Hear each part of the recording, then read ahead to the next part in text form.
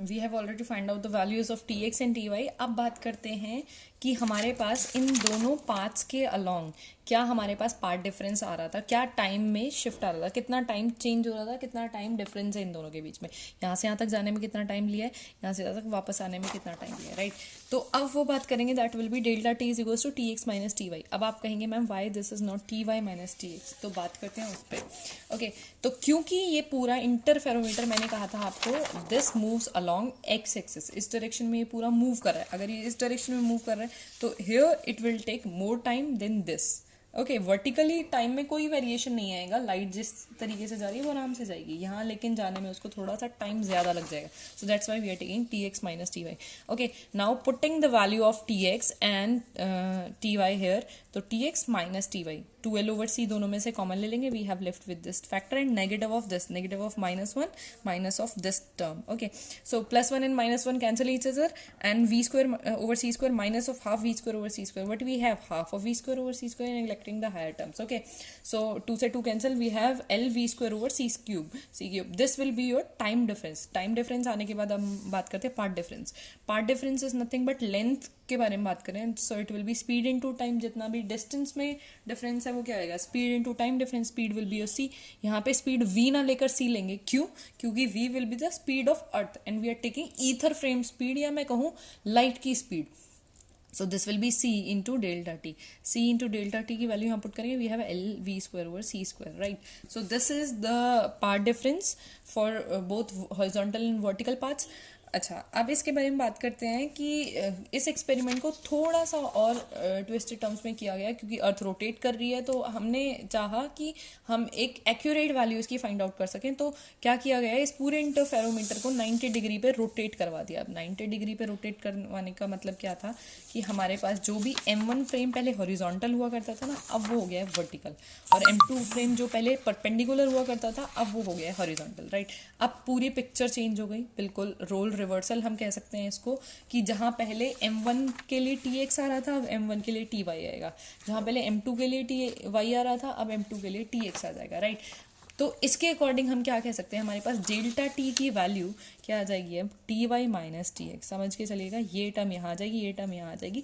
After solving this we are getting negative of this value, तो अब delta T जो है आपका -of lv²/c³। आप इसको करके भी देख सकते हैं, बहुत हार्ड एंड फास्ट नहीं है, मुझे लगा नहीं कि इसको दोबारा रिपीट करने का कोई यूज़ है एक्चुअली। सो अब पार्ट डिफरेंस वही फाइंड आउट करेंगे, c इंटू डेल्टा टी की value -lv²/c², right. So effective path difference will be जो पहले आया माइनस जो अब आया। So we are finding the accurate and errorless value, so we have 2lv²/c²। तो हमारे पास ये वैल्यू आ गई इफेक्टिव पार्ट डिफरेंस की। अब कहा गया कि क्लासिकली देखते हैं कि हमारे पास पार्ट डिफरेंस होता क्या है, N lambda is equals to 2lv²/c², जो कि हम हाइजेंस प्रिंसिपल वगैरह में पढ़ चुके हैं, ठीक है।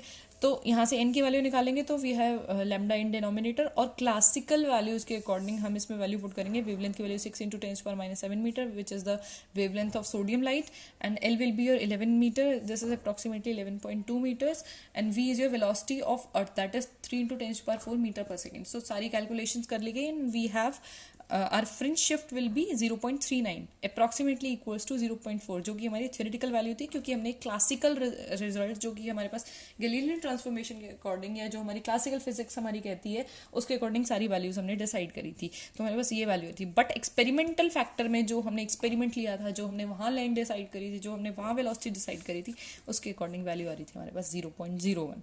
तो इसका मतलब या तो हम गलत हैं या क्लासिकल वैल्यूज गलत हैं, क्लासिकल एजम्पशंस गलत हैं। तो कहा गया कि ये तो 0.01 का मतलब क्या है, almost zero, 0.01 is nothing, almost zero ना। सो अब इसका मतलब क्या है कि n की वैल्यू जब जीरो होने का मतलब क्या है कि there is no fringe shift, कोई फ्रिंज शिफ्ट हुआ ही नहीं है, मतलब यहाँ और यहाँ वाली वेव में कोई फ्रिंज शिफ्ट है ही नहीं।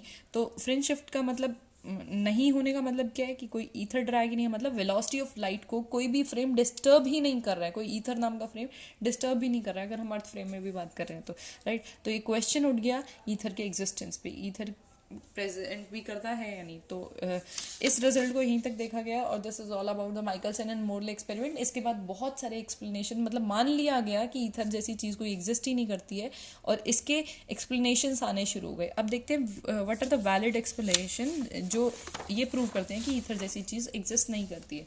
सो वी हैव 4, एक्चुअली ये टॉपिक आता है अलग से, आपका एग्जाम पॉइंट ऑफ व्यू से ये बहुत इंपॉर्टेंट है।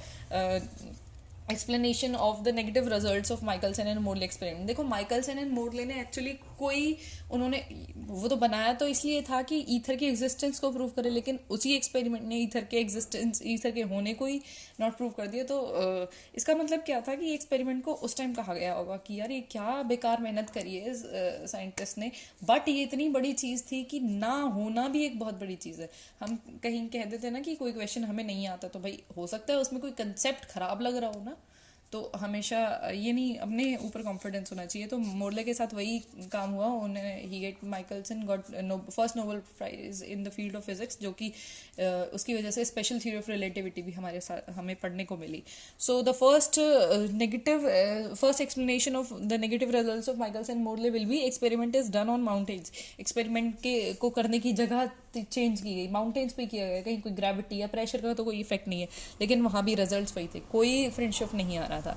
उसको रिपीट करवाया गया अलग अलग स्कॉलर से, अलग अलग रिसर्चर्स से, बट फिर भी रिजल्ट सेम ही आ रहे थे, कोई वेरिएशन नहीं आया। Okay, third one is the Lorentz Fitzgerald hypothesis. अच्छा, ये इंपॉर्टेंट है एग्जाम पॉइंट ऑफ व्यू से। हाइपोथेसिस पहले समझते हैं, ये हाइपोथेसिस थी क्या? Fitzgerald hypothesis is nothing but in this they consider matter consist of charge particles. हर मैटर जो है वो चार्ज पार्टिकल का बना हुआ होता है, और अगर कोई चीज़ चार्ज पार्टिकल की बनी हुई है मतलब उसके पास इलेक्ट्रिक और मैग्नेटिक फील्ड दोनों होंगी, वो प्रोड्यूस कर सकता है इलेक्ट्रिक मैग्नेटिक फील्ड। अगर उसके पास फील्ड्स है तो कोई फोर्स भी वो एग्जर्ट कर सकता है, और वो उस फोर्स के एग्जर्ट करने की वजह से जो ऑब्जेक्ट है उसका साइज जो है वो शॉर्टन हो जाएगा, छोटा हो जाएगा bye some factor of √1 - v²/c²। अच्छा, सपोज इसको हम समझ सकते हैं इस तरीके से कि हमारे पास कोई रॉड है, उसकी लेंथ L0 है, और वो जो है इन चार्ज पार्टिकल से EM फील्ड की वजह से उसकी लेंथ छोटी होकर इतनी रह गई है, and that L will B L0 √1 - v²/c²। इसी को ही बोलते हैं लेंथ कॉन्ट्रैक्शन, जो कि हम लॉरेंस ट्रांसफॉर्मेशन में पढ़ने वाले हैं आगे, स्पेशल थ्योरी ऑफ रिलेटिविटी में।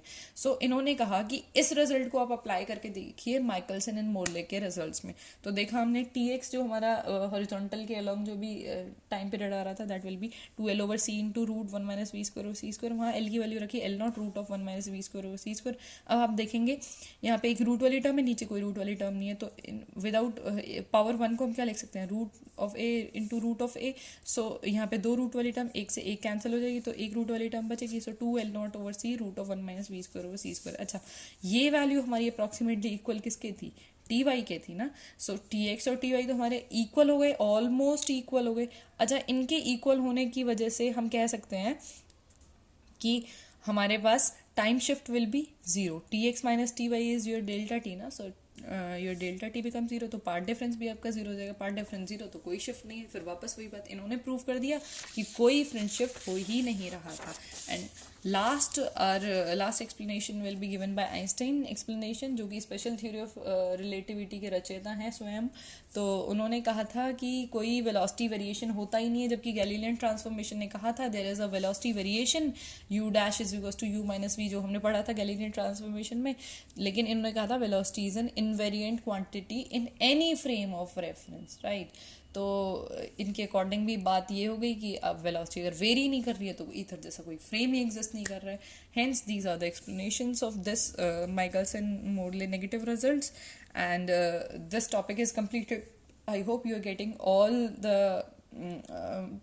you are getting this topic to the fullest. So let me have your queries after this lecture. So I hope you will understand it better, and comment if you have any query about this experiment. Thank you.